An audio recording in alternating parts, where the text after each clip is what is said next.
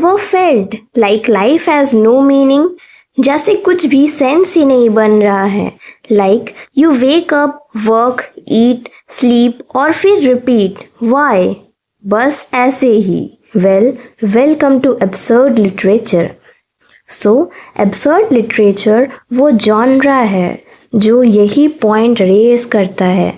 Life में sense या purpose ढूंढना खुद में ही एक जोक है. मतलब इमेजिन कि तुम किसी दोस्त का वेट कर रहे हो. They are suppose to arrive any second but तुम्हारा दोस्त कभी नहीं आता.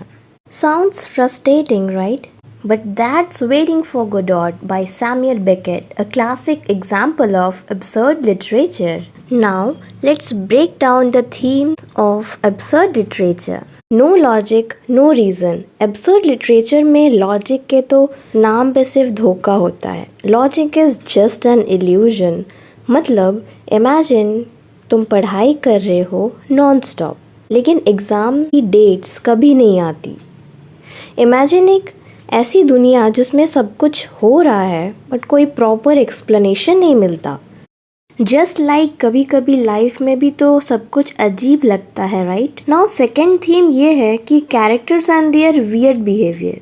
कैरेक्टर्स एब्सर्ड लिटरेचर में ऐसे बिहेव करते हैं जैसे उनको खुद भी नहीं पता कि वो क्या कर रहे हैं.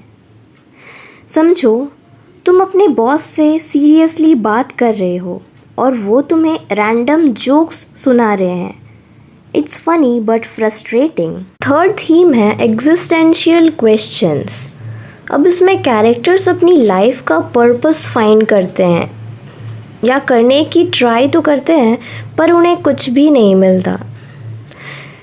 Basically they keep asking why are we here और ये सब क्यों हो रहा है, और जवाब मिलता है बस ऐसे ही. फ्रेंड्स, अब देखते हैं कि एब्सर्ड लिटरेचर की शुरुआत कहाँ से और क्यों हुई थी.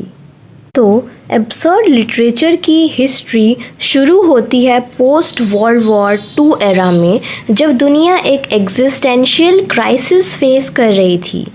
वर्ल्ड वॉर 2 के बाद लोग एक मीनिंगफुल लाइफ का कंसेप्ट को क्वेश्चन करने लगे.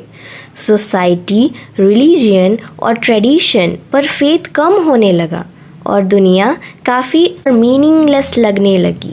इसी बैकग्राउंड में एब्सर्ड लिटरेचर का जन्म हुआ.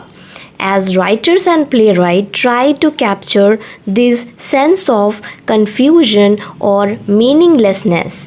इस जॉनरा के कुछ पायनियरिंग राइटर्स भी हैं जैसे सैमुअल बेकेट, जीन पॉल और एल्बर्ट कैमस. लेकिन सबसे प्रोमिनेंट नाम है सैमुअल बेकेट, जो थिएटर ऑफ द एब्सर्ड के फादर माने जाते हैं, और उनका प्ले वेटिंग फॉर गोडॉट इस जॉनरा का एक आइकॉनिक एग्जाम्पल है. इसमें 2 कैरेक्टर्स हैं जो किसी गोडॉट का वेट करते हैं पर वो कभी आता ही नहीं.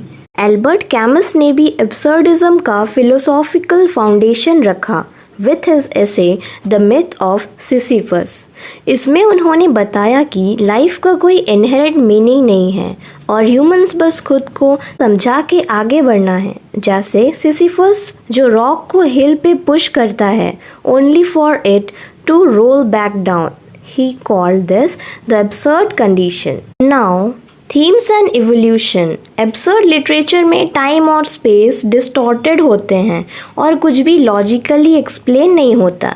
ये जॉनरा एग्जिस्टेंशियलिज्म, मीनिंगलेसनेस और ह्यूमन साइकी के एक्सप्लोरेशन में इवॉल्व हुआ और आगे चल के इसका इम्पैक्ट सिनेमा और आर्ट में भी देखा गया.